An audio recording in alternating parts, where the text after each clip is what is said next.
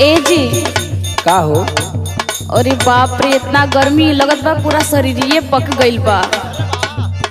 एगो बात कही। अरे तो आंगनबाड़ी के पाउडरवा खत्म होगल का? सुना ना, एगो बात सुन ला। सुनावा। सूट सलवार रजाऊ साड़ी चुभेला कमरिया में।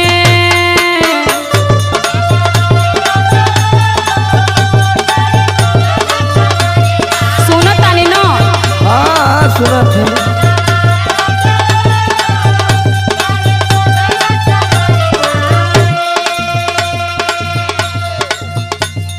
सूट सलवार रजाऊ साड़ी चुभेला कमरिया में। लेला में कसी मजा दी गरमिया में।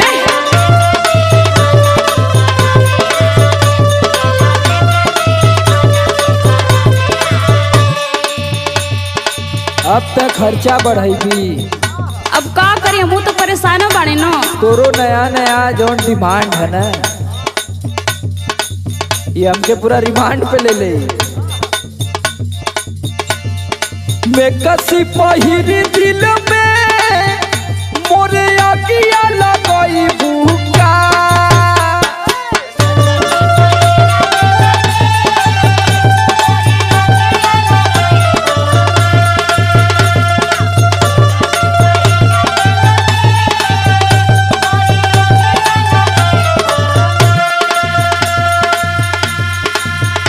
और मैं कसी पहिर दिल में मोरे आगिया लगाई भूखा। ये करे जा मुंड गड़बड़ाई भूखा।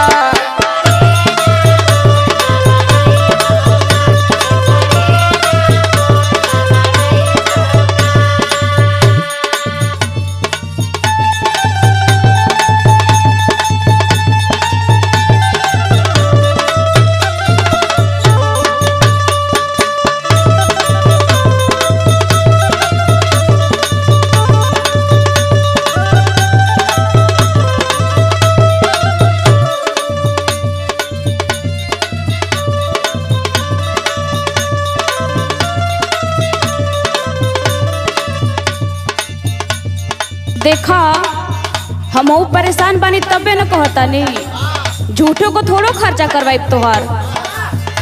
सुना, केतनो डोलाई रतिया चोहित में बेनवा। रेंगेला भीतर भीतर देही में पसेनवा।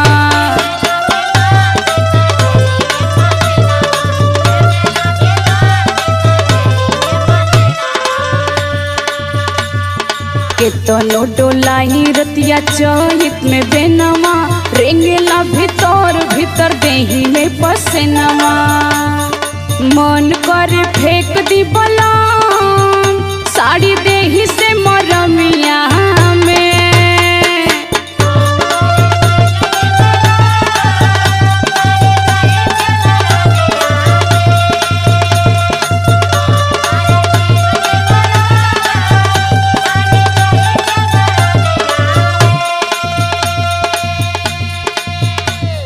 मन करे फेंक दी बलाम साड़ी देही से मरमिया में। लेला में कसी मजा दी गरमिया में।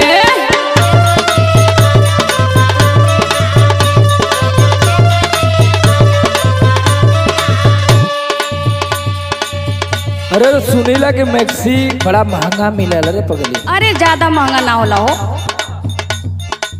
अरे कुल देखिला कि लेके आवे नहीं, बड़ा महंगा बताओ नहीं के कपारे लादी सब लोग। नहीं नहीं, जाके देखा तब ना। सुना, हम उपाय बतावत थी। बतावा एक्सी मैक्सी ना लेवे कोई, ठीक है ना? बतावा बतावा।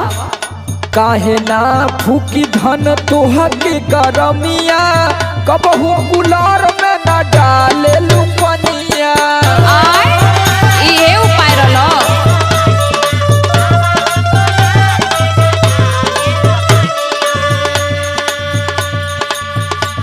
और देख वैसे ही कूलर फेंकल है, ओकर मोटर सोटर खराब भैल है। अरे वो पुरान हो। कुल चीज तो के नया चाहिए।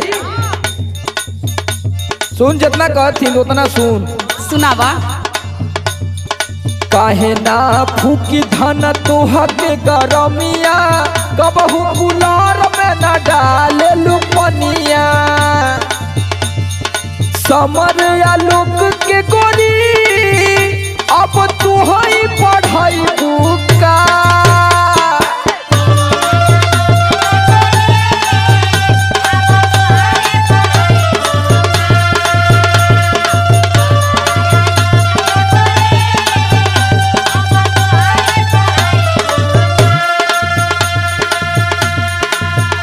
और समर आलोक के गोरी अब तू ही पढ़ाई बुका।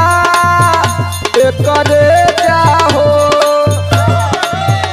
एकरे जा मूड का बड़ाई बुका।